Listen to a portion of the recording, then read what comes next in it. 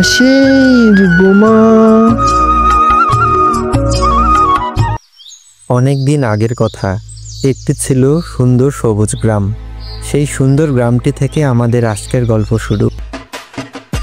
এসো মা, আজ থেকে এই বাড়ি তোমার। জি দাদু। তোমার জন্য ঘরটা গুছিয়েছি, আশা করি তোমার পছন্দ হবে। মিনা তার শহরের জীবন ছেড়ে গ্রামে বিয়ে করে এসেছে। তার চোখে এখন অনেক স্বপ্ন এবং মনে কিছুটা ভয়। কত সুন্দর ঘর, ছোট হলেও মনের মতো। এই মাটির চুলায় আগে তোর শাশুড়ি রান্না করতো মা, এখন থেকে তুই রান্না করবি। এভাবেই শুরু হলো মিনার নতুন জীবন। একটু একটু করে সে তার সংসার গুছিয়ে নিতে লাগলো। বাহ, বাড়ি জুড়ে আজকে কি সুন্দর রান্নার গন্ধ, একবারে তোমার শাশুড়ি মায়ের রান্নার মতো গন্ধ। ভাত আর মুরগি রান্না করেছি দাদু। কত সুন্দর গন্ধ, ঠিক যেন আমার মায়ের হাতের রান্নার মতো। নতুন বউটা বেশ অনেক আদর পাচ্ছে, তাই না?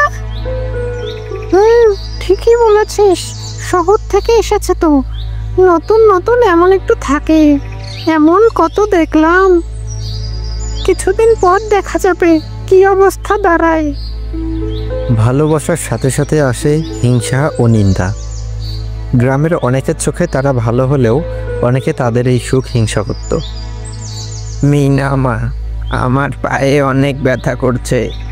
আচ্ছা দাদু, আমি তোমার পায়ে তেল মালিশ করে দিচ্ছি। মিনা অনেক যত্নের সাথে তার দাদুর পায়ে তেল মালিশ করে দেয়। দেখে যেন মনে হয় সে তার নিজের দাদুর পায়ে তেল মালিশ করে দিচ্ছে। তুই তো সত্যি রত্ন মা। আমি যা করছি তা তো আমার নিজের পরিবারের জন্যই করছি। যে ঘরে ভালোবাসা থাকে সে ঘরে অভাব অনটন থাকলেও সবার মন ভালো থাকে। ধীরে ধীরে মিনা হয়ে উঠল সেই বাড়ির প্রাণ। মিনা, তুই এ ঘরে আসার পর আমাদের ঘরটা পূর্ণ হলো। আমরা সবাই মিলে একে অন্যের যত্ন নেব, একসাথে ভালো থাকব।